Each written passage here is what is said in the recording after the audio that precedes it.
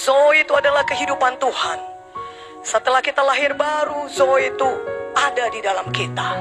Itulah dia Zoe, hidup yang kekal itu, saudara. Hidupnya Tuhan, karena Tuhan itu kekal. Tuhan itu adalah Tuhan yang kekal. Haleluya. Jadi hidupnya yang kekal itu masuk ke dalam kita ketika kita lahir baru. Roh kita yang tadinya mati menjadi hidup, saudaraku. Dan itu tidak berhenti di situ saja ketika kita lahir baru. Ada pertumbuhan rohani. Amin. Tapi kalau Zoe itu sudah masuk di dalam kita, maka perubahan itu nyata di dalam kita. Amin. Apa yang tidak bisa kita lakukan secara manusiawi dengan kekuatan daging kita, maka ada kehidupan Tuhan yang menyangkupkan kita bisa melakukannya. Amin. Haleluya. Saudaraku yang kekasih, dalam nama Yesus, dan ini kita terus kerjakan seumur hidup kita sampai kita kembali kepada Tuhan Yesus. Nah, pada hari ini kita belajar apa yang mempengaruhi hidup kita. Dalam hidup kita baik sebagai orang Kristen yang sudah lahir baru, bukan sebagai orang dunia tentunya. Saudara, yang kita bicarakan di sini adalah kita sebagai hamba-hamba Tuhan, pelayan-pelayan Tuhan, apa yang mempengaruhi hidup kita setiap hari. Sehingga kita bisa mengalami Zoe yang melimpah-limpah itu di dalam kita. Memang kita sudah punya Zoe, kita sudah lahir baru, tentu kita sudah punya Zoe. Tetapi apa yang sebenarnya mempengaruhi hidup kita sehingga kita bisa mengalami lebih limpah lagi Zoe itu di dalam kehidupan kita? Katakan amin. Mari kita buka dari Matius 13 ayat 33. Kita buka dari Matius 13 ayat 33, saudaraku. Dan ia menceritakan perumpamaan ini juga kepada mereka. Hal kerajaan sorga itu seumpama ragi yang diambil seorang perempuan dan diadukkan ke dalam tepung terigu 3 sukat sampai khamir seluruhnya. Saudaraku, hal kerajaan sorga itu seperti ragi. Bagi kita kaum ibu atau kaum wanita, kita tentunya lebih kenal ragi. Amin. Tetapi saya rasa semuanya pun kita tahu apa yang dinamakan dengan ragi. Amin. Nah, ketika kita masak kue, ada adonan kue itu, kita taruh ragi itu sedikit, saudaraku. Sedikit saja kita taruh, tidak sebanyak adonan itu.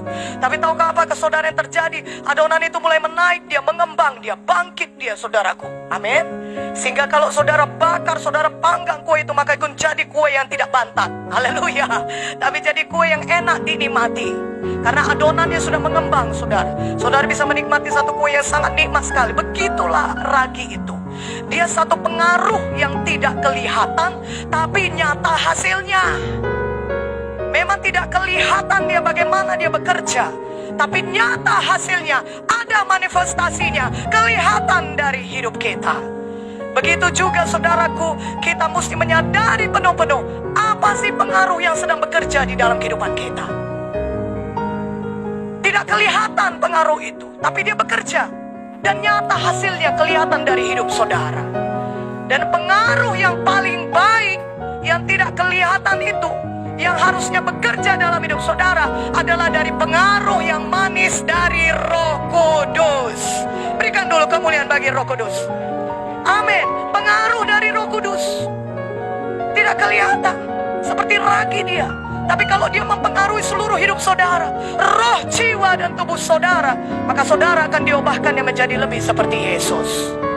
Dia akan membawakan kehidupan Zoe lebih lagi bagi saudara. Lebih limpah.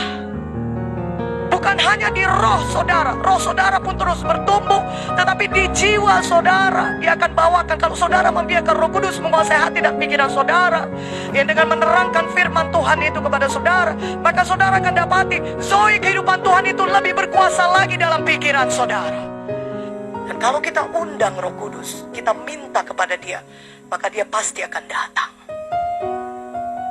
Kalau saudara rindu kepada dia dan saudara berbicara kepada dia, saudara, dia pasti akan datang. Bahkan dia sebenarnya, Roh Kudus itu sebenarnya lebih ingin memenuhkan saudara daripada saudara.